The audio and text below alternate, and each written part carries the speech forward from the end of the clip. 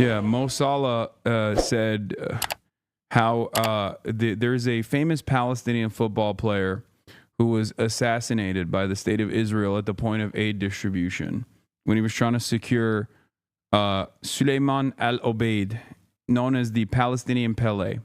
This happened a couple days ago. Now he was killed. He was killed while he was trying to get aid, like humanitarian aid, like food for children. Okay, he was shot and killed in that process. He's a very famous Palestinian athlete. Okay, and this obviously is a horrifying event, but it's one that has unfortunately happened far too many times at this point. UEFA, which still allows Israeli teams to play, which still has no issues with Israel whatsoever, posted this recognition of Suleiman al-Obeid as though he had just passed away, as though he had just simply, died in his sleep or something.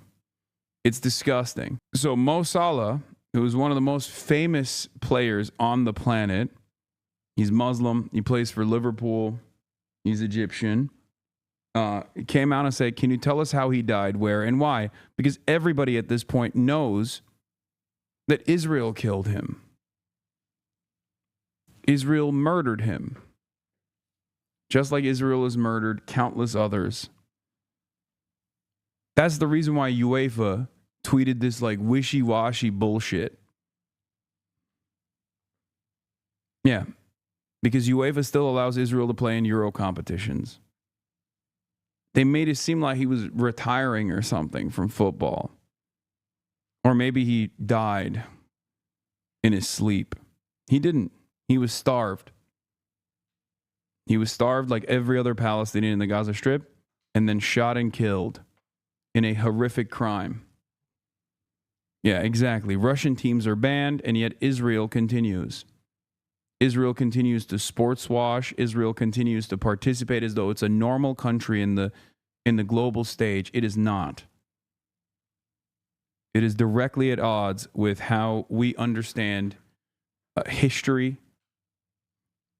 and yet Israel still persists. This is why I say this issue, Israel's genocide, and the Western world's contribution to Israel's genocide is going to inevitably rip apart Western society as we know it. Because it is such a glaringly obvious wrong that any support for it and any continuation of it is making people realize that their cries for help go nowhere. Yeah, it's maxing out the contradictions that people can see in real time. Why some people say you support Hamas? It's because I support Palestinian emancipation. And people can't say you support the humanity of Palestinians and you operate under the assumption and recognition that Palestinians are human beings with lives worthy of dignity.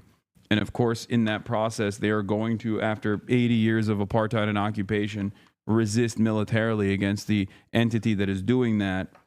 It's much easier for people to just go, you love Hamas, you want to hug and kiss Hamas.